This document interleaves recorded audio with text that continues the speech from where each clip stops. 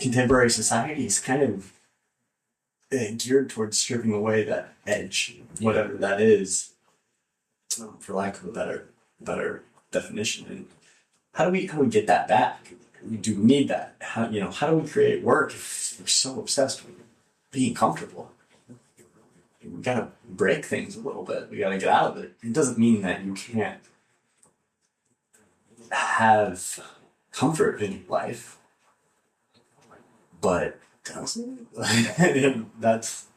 And for me, what's like sort of like what's the worst that could happen if I don't have or can't do what I want to do? Um, and I, part of why I was talking about it was I had to prep for a medical procedure and I had to basically not eat anything for 2 days. And just in the comments what that was. yes, Yeah. I mean, I'll happily tell everybody, especially because, part of me actually on the drive over here was like, don't shy away from talking about the fact that, you had to colonoscopy because not like a public service announcement, but, if you're 45 years old like I am, this is something to definitely do. And unfortunately, they caught, like a precancerous polyp early. And, now I'll be monitoring that stuff and working with my doctor in 3 years from now, unless something else comes up, going for another one. And I knew what was going to come up with prepping for it. So, for 2 days, basically, you can eat on each day. They say you can eat 2 eggs in the morning, no oil, no butter, no nothing, just 2 eggs. And then the rest of the day, you can, you can eat like gelatin and stuff like that. I'm like, I'm not going to do that. I'm just going to have electrolyte water. They say have a sports drink because I think, classic Most America, drink Gatorade, something that's more palatable. You mix it with Miralax. Yeah. So I'm like, I'm just going to do electrolyte water, coconut water. We say that's that's drinking, Kelly. fine. Certainly wasn't on the list of alcohol.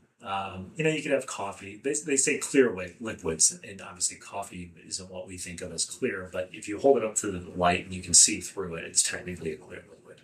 So I had 2 days of this. Yeah, and I'm like, I wasn't. It's funny because I'm like, these ideas about comfort and what comfort does to sort of, for lack of a better word, sort of like neuter, Tame. yeah, tame, feeling alive and kind of getting out to the edges of things. Creating something that's Yeah, worth yeah, worth. I don't want to say worth consuming, but because that implies that consumption is the goal of creation. I Yeah. don't believe that, but that's worth engaging with. yeah, and allows for a interesting, fulfilling, expansive experience. Expansive might be a little dramatic, but anyway. So I'm looking forward to this 2 days. I'm like, I'm not often terribly uncomfortable. And now I'm not obsessed with comfort, like I'm not the person that's like, well, if I go on this trip, it might be cold in the morning, so I need this, I need a scarf, I need gloves, this, and it might be warm later in the day, so I need that. You know what I mean? Like I'm not like obsessing with that. But I've definitely grown acclimated to just, temperature 68 in the house. I've got clothes, I've got a truck, I don't have, I don't deal with a lot of adversity. Got all my music Got here. music, yeah. If it's streaming on the internet, turns them on, the kids, everything's relatively, good flow. And, it's, You're gonna go out and shoot. It's a little cold. yeah, right. Yeah, the sun's not out the way you want. It's a little windy. Darn wind. Yeah. That's a bumper sticker I see all the time. Darn wind. And so it was just really fascinating to go through this process, especially as you're clocking your experience.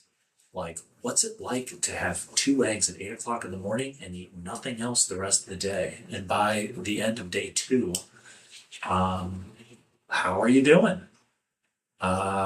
It was both kind of great, Spoiler alert. Fine. Yeah. not horrible, but at times not pleasant. especially because you're clearing out your bowels. But even getting ready for the procedure and coming out of it, I got a migraine afterwards. This like 3 day discomfortathon was kind of trying. And what's interesting is some of the things I did to sort of come out of it was like the first meal I had coming out of it was healthy. It was steamed brown rice, some sauteed shrimp, steamed vegetables. Yeah, it was delicious. And then I'm like, kind of want some cereal, kind of want a cookie, I earned these treats from having endured the discomfort and all that. Isn't that funny how quickly that narrative wants to? I know, yeah. Especially for someone like me, that's very much like has built reward structures to sort of incentivize coping with adversity. I mean, Yeah. like adversity for Like the only way we can address this adverse, like you say, a little pain, a little quotation adversity, is to right reward ourselves. And then like if you so deserving of if you knew what some of this adversity was, you'd be like, buddy, you need to get some perspective. That is not adversity. That is a little bit of friction in your very comfortable suburban Midwestern life. It had been a golden afternoon, and I remember having the familiar conviction that life was beginning over again with the summer.